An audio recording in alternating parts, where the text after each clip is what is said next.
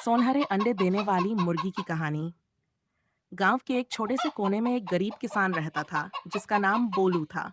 वह बहुत मेहनती था, लेकिन उसकी गरीबी उसका पीछा ही नहीं छोड़ती थी। उसके पास बस एक ही मुर्गी थी जिसे वह बहुत प्यार से पालता था। अचरज की बात, एक दिन जब वह रोज की तरह मुर्गी के अंडे देखने गया, तो उसकी आंखें फटी की फटी रह गईं।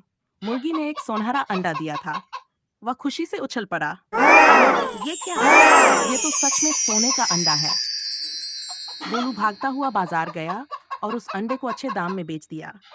अगले दिन जब उसने फिर से देखा, तो मुर्गी ने फिर से एक सोनहरा अंडा दिया। अब तो उसकी खुशी का ठिकाना ही नहीं था। वह रोज अंडा बेचता और धीरे धीरे अमीर बनने लगा। लालच का अंजाम। लेकिन अब बोलू के मन में एक खतरनाक विचार आया। अगर ये मुर्गी हर दिन एक सोनहरा अंडा देती है, तो इसके पेट में कितने होंगे? क्यों ना एक साथ सारे अंडे निकाल लूं और झटपट अमीर बन जाऊं। उसने बिना सोचे समझे अपनी मुर्गी को मार डाला। पर जब उसने पेट चीरकर देखा तो उसका दिल डूब गया।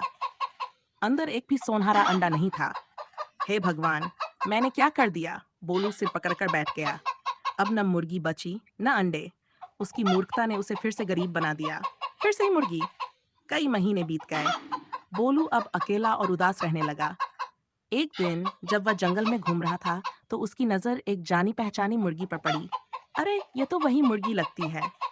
वह चौंक उठा। उसने धीरे से मुर्गी को पुकारा, और हैरानी की बात यह थी कि वह खुद उसके पास चली आई। बोलू की आंखों में खुशी के आंसू आ गए। मेरी मुर्गी लौट आई। धैर्य का इनाम। बोलू ने इस बार सब्र रखा। वह पहले की तरह रोज मुर्गी की देखभाल करने लगा, लेकिन अब वह केवल साधारण अंडे दे रही थी। कोई बात नहीं। बोलू अब मेहनत करके अपने दिन गुजार रहा था।